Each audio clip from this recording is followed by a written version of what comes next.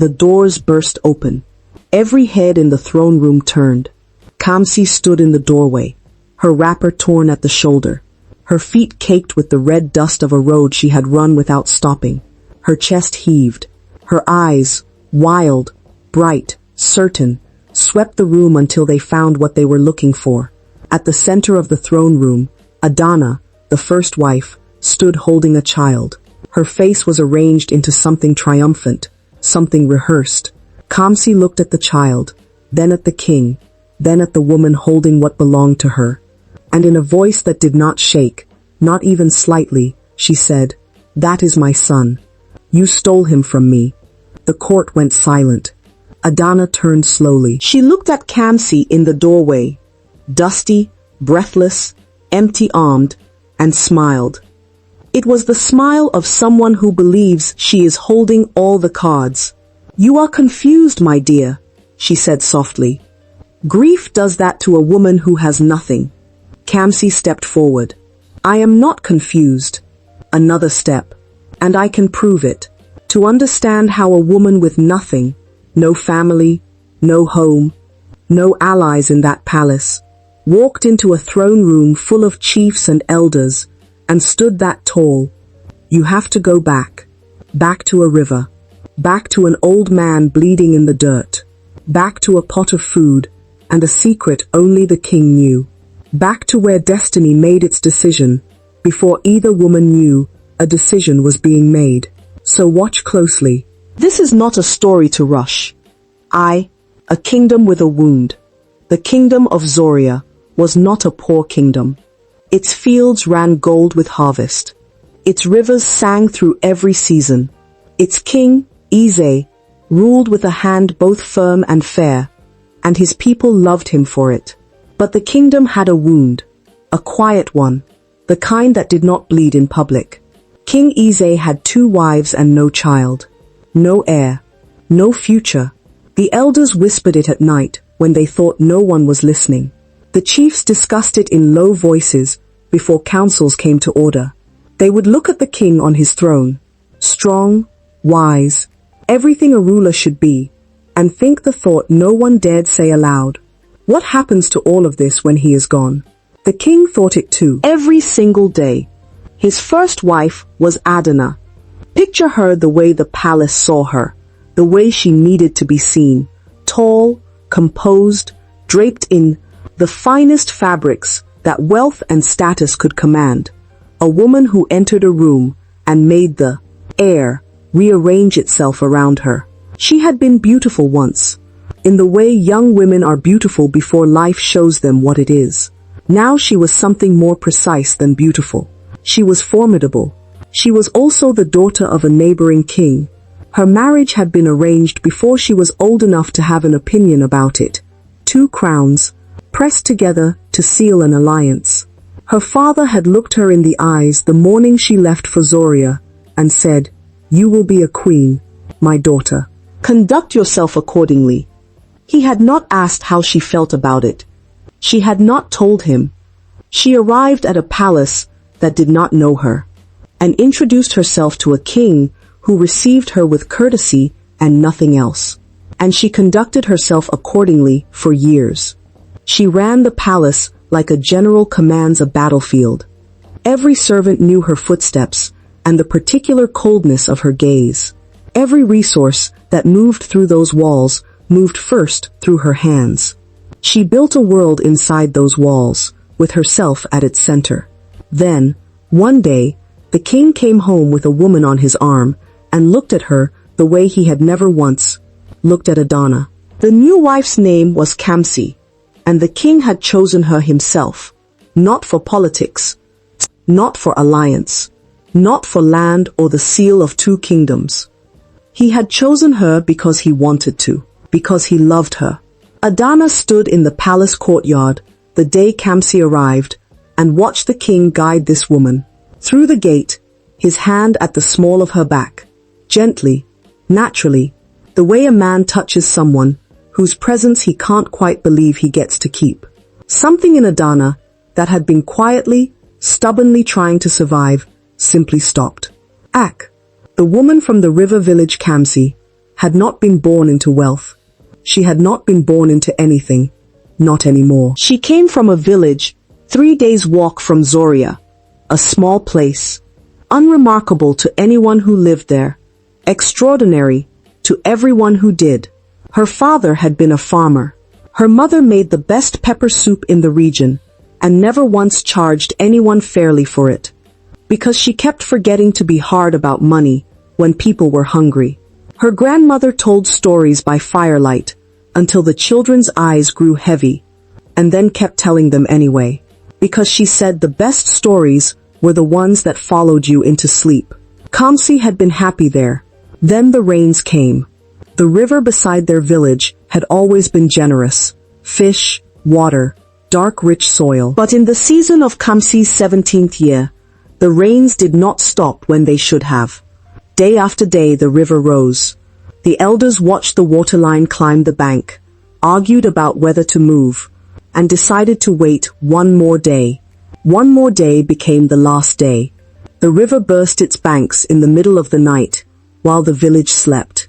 Kamsi woke to her grandmother, screaming her name. She woke to water at her waist. She screamed for her mother. She screamed for her mother. She reached through the dark water and found nothing. Nothing. Nothing. She grabbed a wooden beam and held on. When the sun rose, there was no village left. Only water, debris, silence, and Kamsi alone on high ground, still calling names that no longer had anyone to answer them.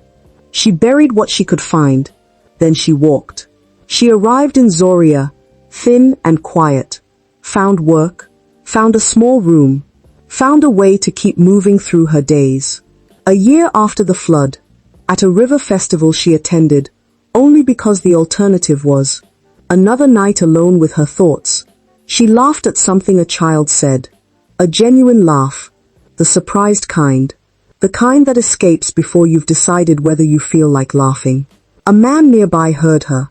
He turned to look. He was the king of Zoria, and for the first time in years, looking at this woman laughing at the edge of a river that had taken everything from her, King Eze forgot what it felt like to be a king, and remembered what it felt like to be a man.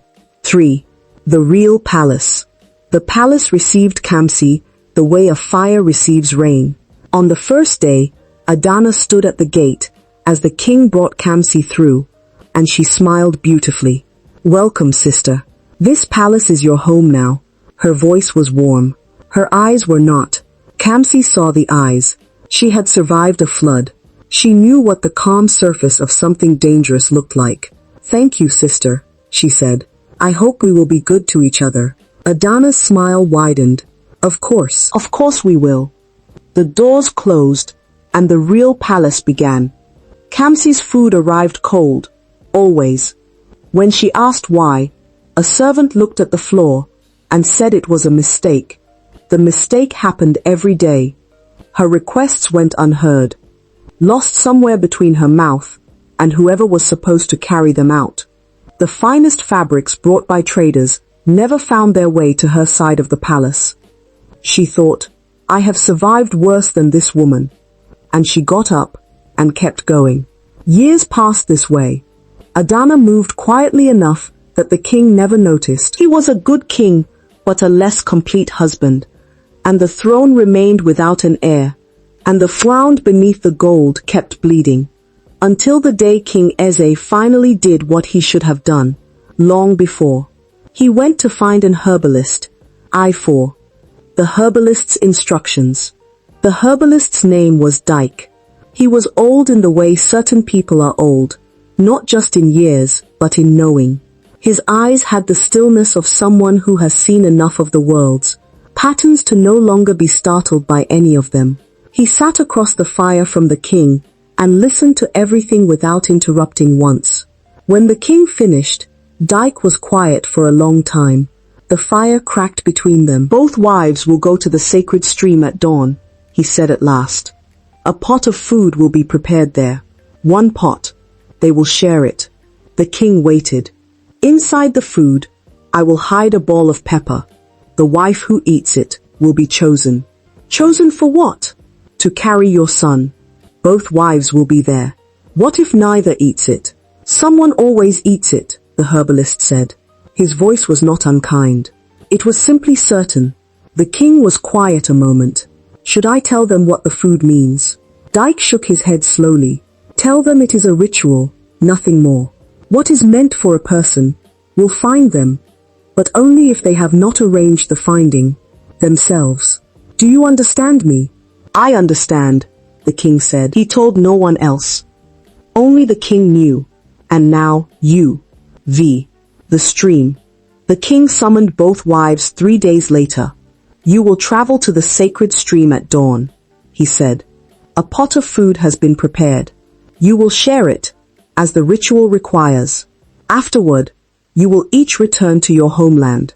9 months. Then you return to this palace. To me. That is all I can tell you. Adanna's eyes searched his face for the rest of what he wasn't saying. He gave her nothing more. As my king wishes, she said, composed, already calculating. Kamsi only nodded, quietly grateful that a path forward existed at all. That night, alone with her lamp burning, Adanna turned the ritual over and over in her mind. A child. This was the one thing that could finally cement everything she had built. The one thing she could hold over Kamsi, that Kamsi could never take back. She had to get to that stream first. She had to eat well. She had to do everything right.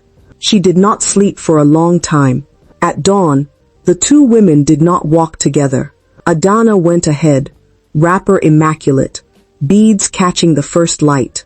Behind her, at a distance that was not accidental, Kamsi walked alone with her small bundle. The stream appeared between the trees, silver bright, moving fast over smooth stones. The pot sat waiting on a flat rock at the water's edge, but a few meters in front of it, an old man sat in the dirt, with his back against a tree. His wrapper was rough and torn at the shoulder. One hand pressed against a wound at his side, dark with dried blood. His leg was stretched before him at an angle that said it had been hurt, and hurt badly. He sat with the particular stillness of a man who has stopped expecting anything from anyone. Adanna saw him and took him in completely. The rough clothes, the inconvenience of him, and turned straight for the pot. I have to perform this ritual flawlessly, she murmured to no one, and served herself a generous portion. She did not look back at him again. Kamsi arrived soon after. She saw the pot, saw Adanna already eating, saw the old man, and went to him first. She knelt beside him, and looked at him the way you look at someone when you actually mean to see them. Grandfather, she said, what happened to you? I fell on the path, he said. My side. I cannot stand without help, and I have been thirsty since yesterday. Kamsi did not glance at the pot. She cupped water from the stream in her palms and brought it to his lips. He drank. She brought more. Then she looked at the wound and without hesitation tore a long strip from the hem of her wrapper, her good wrapper, the one she'd worn for a ritual she didn't fully understand but knew mattered. She dipped it in the stream, cleaned the wound, and bound it firm. You are missing your meal, he said, watching her hands. You've been bleeding since yesterday. The meal can wait. When she finally rose and walked to the pot, it was empty. Not shared. Emptied. She looked at Adanna, who was wiping her hands without looking up. There is nothing left, Kamsi said. I was hungry, Adanna said simply, adjusting her wrapper. The food was there. You were not. This was a ritual, Kamsi said quietly. The king told us both. One pot, shared. I know what it was supposed to be, Adanna said, and there was nothing apologetic in it at all. We came here for the same reason. You want a child. I want a child. The king wants an heir. And you sat down and ate both portions alone. Adanna finally met her eyes. Flat, steady, cold since the day Kamsi first arrived at the gate. Then you should have come to the pot, instead of going to tend a stranger. The words landed. Kamsi felt them land. and understood something she had perhaps always suspected, but never had confirmed so plainly. This woman did not want them both blessed. She wanted to be the only one left standing. Kamsi picked up the empty pot and carried it back to the old man anyway. She began scraping the bottom, salvaging what she could. She had not walked all this way to leave with nothing. He shook his head when she offered him a share. It is not meant for me. Eat. You were thirsty. You must be hungry too. I will be fine, my daughter. Eat. In the final scrape, something small and round and firm knocked against her spoon. She almost threw it away. The old man gave a small nod, so she put it in her mouth instead and bit down. The heat was immediate, sharp, blooming outward from her tongue to her throat, to behind her eyes. Her hand flew up on reflex. Then the old man's voice, low and urgent, close at her ear. Swallow it. Do not spit it out. Swallow it quietly, and say nothing. Nothing. Do you hear me? She looked at him. His dark eyes were completely steady. What is this? Swallow it. She swallowed. The heat moved down and settled beneath her ribs. Not painful anymore. Something else. Something with purpose. What was that? She whispered. Come back to this stream in 9 months. That's not an answer. How did you come back to this stream in 9 months? He looked at her until she understood he was finished speaking. Vi. The forest Kamsi had no homeland to return to. The flood had taken that 6 years ago, along with everyone in it. She stood outside the palace gates with her small bundle and thought about this with the practical clarity of someone who has already survived the worst version of having nowhere to clash. And then she walked into the forest. She found a clearing 3 hours out, far enough to be alone, close enough to reach the stream when the time came, with a flat piece of ground, a freshwater spring, and trees dense enough on 3 sides to break the worst of the wind.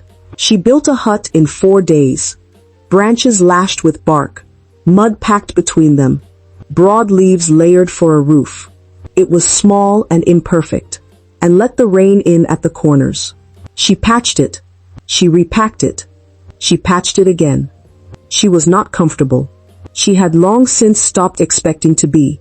She ate what the forest offered, berries she'd known since childhood, fish caught bare-handed in the shallows, tubers roasted over a small fire, and she thanked it for what it gave.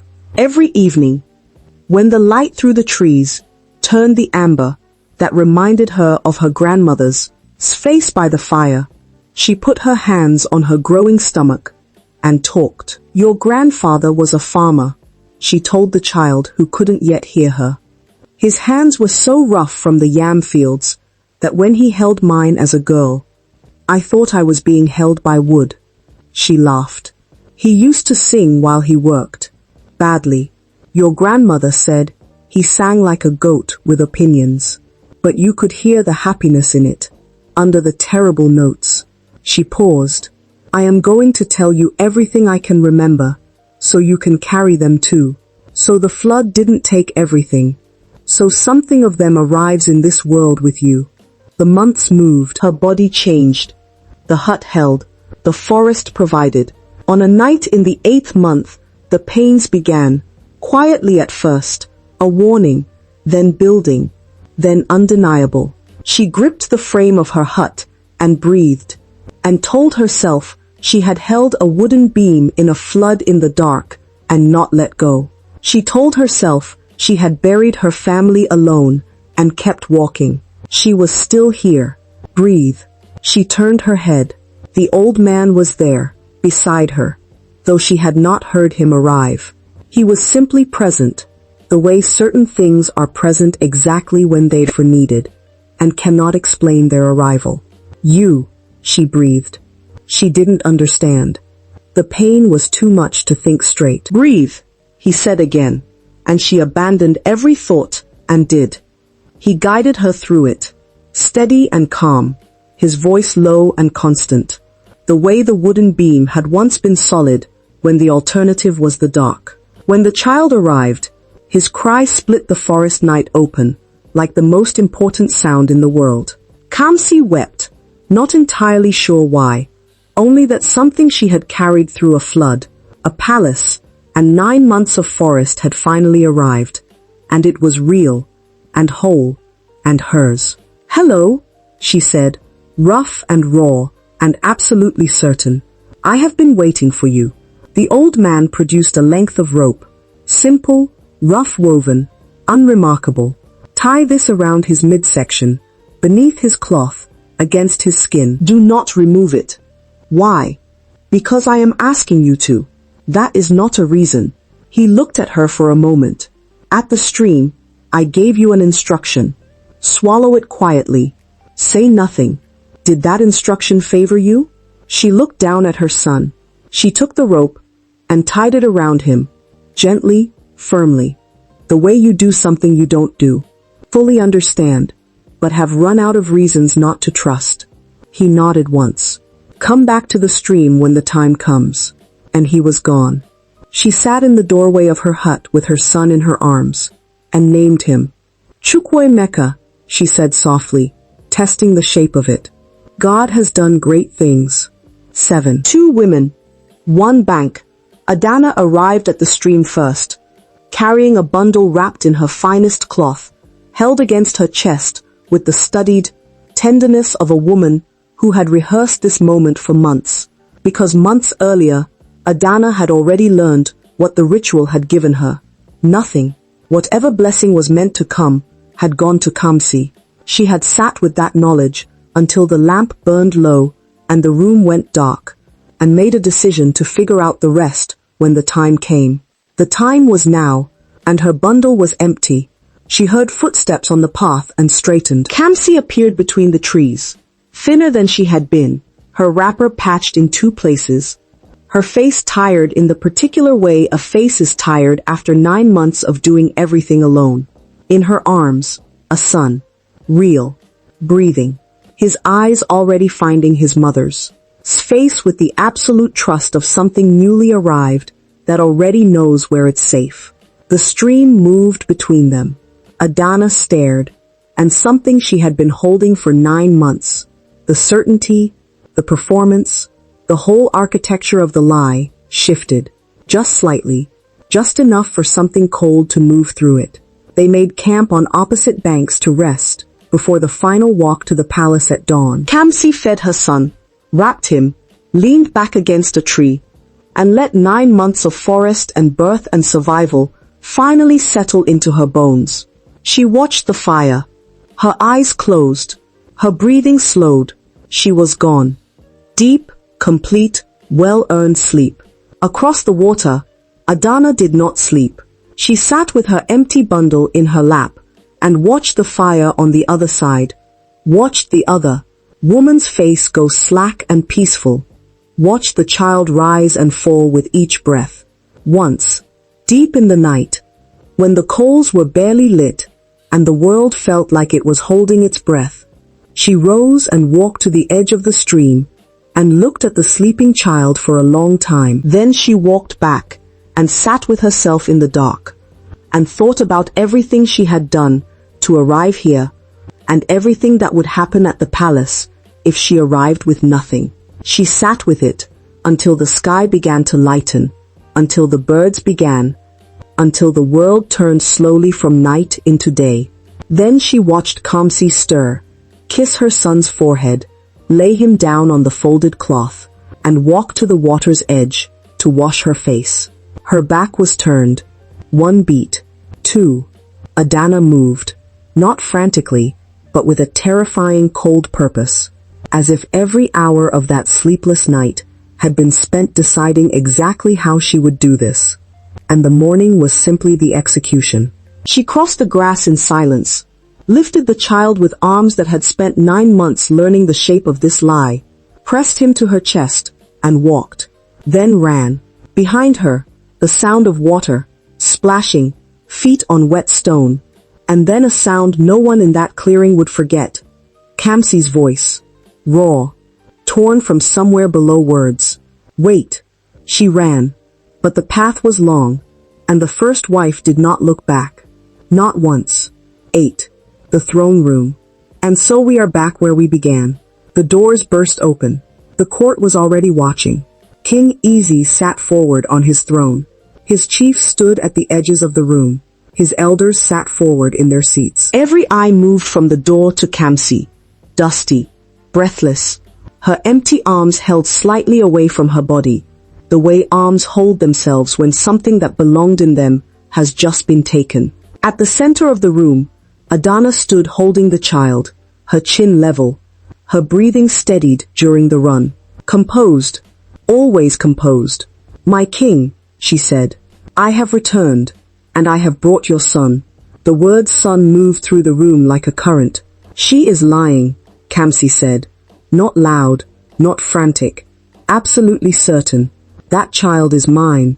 I carried him 9 months alone in the forest. I pushed him into this world with no one beside me but the dark and an old man's voice. I have fed him and held him, and I know the weight of him in my arms. She took him from me while I was washing myself at the stream." The court erupted. Chiefs spoke over one another. An elder struck his staff against the floor. Adanna turned to face her fully, her voice almost gentle. "I understand. You are exhausted. Grief and exhaustion do terrible things to a woman's mind. You came back from your homeland with nothing." "I did not go to my homeland," Kamsi said. "I had none. The flood took it, and everyone in it. 6 years ago, I went into the forest alone. I built a hut. I ate from the land. I carried my son and gave birth to him in the dark." Her voice was steady, factual, unafraid. "You know this. You have always known everything about my situation. Because you spent years making sure my situation stayed exactly what it was." The room went very quiet. "These are serious words," Adanna said carefully. "They are true words." The king rose from his throne and crossed the floor slowly. He stood before them, and when he was quiet and close, the room went still around him. "Sit down," he said. Not unkindly. Absolutely. They sat. "Tell me about the stream," he said. "Not to one wife, but to both. Start from when you arrived. Tell me everything." The other will not interrupt. "I will ask questions when I have them." Adanna spoke first. 9 months and 9 hours of running had not disturbed a single detail of the account she'd prepared. She described the morning, the food, the journey home, specific where she needed to be, vague where vagueness was safer. She was, as she had always been, extraordinary. "The pot of food," the king asked when she finished. "How was it divided?" "Equally, as the ritual required." "And when you left, was anything remaining?" "Nothing. We ate our portions and left."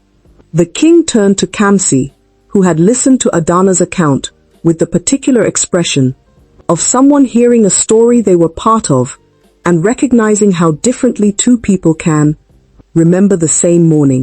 "Tell me," the king said. "There was an old man at the stream," Kamsi said. "Injured, bleeding from his side. He said he'd been thirsty since the day before." She touched the still patched hem of her wrapper. "I gave him water and tore a piece of my wrapper to bind the wound. When I went to eat, the pot was empty." She had eaten both portions. Several chiefs looked at the patch on her hem. "You have had your turn," the king said to Adanna, without looking at her. To Kamsi, "Go on." "I scraped the bottom of the pot. I had to eat something. So I ate what was left." Silence. And then, I came back to this stream. 9 months later, with my son." The king took the child gently from Adanna. Arms, the way you handle something precious and newly arrived, and turned him slowly, cataloging, the way new fathers do. Then he looked up.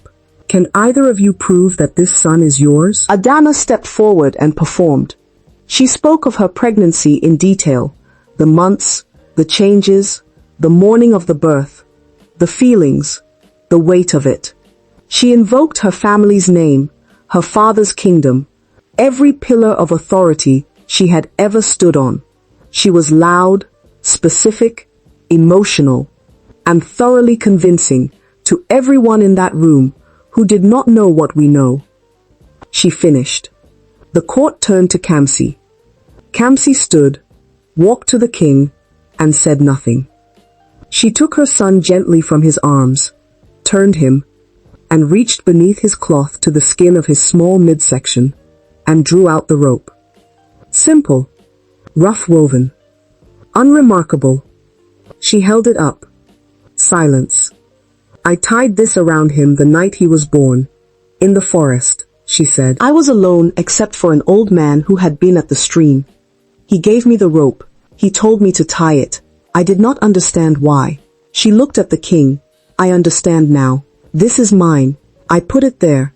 No one else knew about it. No one else could have. And it is still there, because no one else knew to look. The court stared. The king stared. And on Adanna's face was an expression this story had not seen since it began. Completely unguarded, because there was no version of the next moment that ended well for her, and she knew it. The king turned to her. You have nothing to say.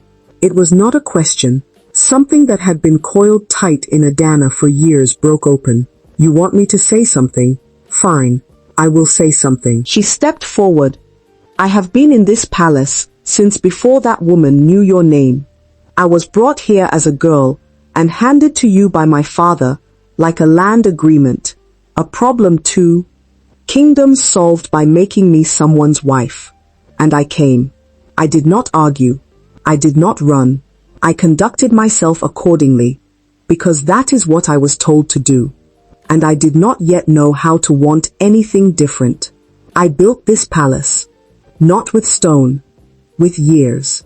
With every morning I woke and put on the right face, and managed the right people, and held this household together, while you went and found what you actually wanted, and brought it home, and looked at it the way you have never once, in all my years as your wife, looked at me. Do you know what it is to live every day as proof that you are not wanted? To watch the life you were not offered walk through your own palace, wearing your husband's love like a wrapper. Her voice cracked once, and she pulled it back. Yes, I ate her food. Yes, I took her child. Because I have given everything to this position, and received nothing back but the position. And when I saw her standing at that stream, with what should have been mine, something in me said, not this time. She stopped, breathing hard, shaking now. I am not sorry for wanting what I wanted. I am sorry for who I became to get it. The last word fell into a silence so complete, you could hear birds outside the palace walls. The king looked at her a long time. What was done to you was not nothing, he said finally. You did not choose this. I did not see you the way I should have. I failed you in that, and I will carry it. He paused. It does not change what you did. He turned to his chiefs. The first wife is banished. From this palace, from this kingdom, from every title her name has held here. The arrangement that brought her is dissolved. She leaves today, and takes nothing that belongs to Zoria. Adanna stood very still as the guards approached. She did not fight them. She looked once, long, at Kamsi. Something in it that was no longer quite hatred. She looked at the child. Then she walked out, head level, back straight, the performance holding to the last step. But her hands were still shaking when the great doors closed behind her. Ikes. What the rope was for. The king found Kamsi in the garden at dusk, holding her son, watching the river, that long silver thread of water that had once taken her entire world, and had, in its own patient time, led her here. He sat beside her without speaking. Then, without turning, I failed to protect you in my own house. I saw enough to know something was wrong, and I looked away. I told myself it wasn't my place, that it would resolve itself. A pause. It is the worst thing I have done, as a king, and as the man who asked you to come here. Kamsi looked at the river a while, before she answered. In the end, everything worked out. So I forgive you, my king. She turned to him. But I need to ask you something about Adanna. He waited. Bring her back. Not here. not as a wife. End the banishment. Let her return to her father's kingdom and build something new. After everything she did, she was a girl handed to a king who did not want her, and she watched you love someone else every day of her life in her own home. I am not excusing what she did, but I know what it is to have nothing and no one, and I would not wish that on my worst enemy. She looked down at her son. I don't want him growing up in a kingdom whose king and queen kept score. The king was quiet a long time. It will be done. He reached out and took her hand, and his son's hand in the other. The baby's fingers closed around his without meaning to, and from that small, ordinary grip, the king began the long work of becoming a better man than he had been. Kindness is not a soft thing. It is not weakness wearing a pretty face. It is the most precise instrument there is. It cuts through performance, through pretense, through months of architecture built on lies, and it does it quietly, simply, and without needing to argue its case.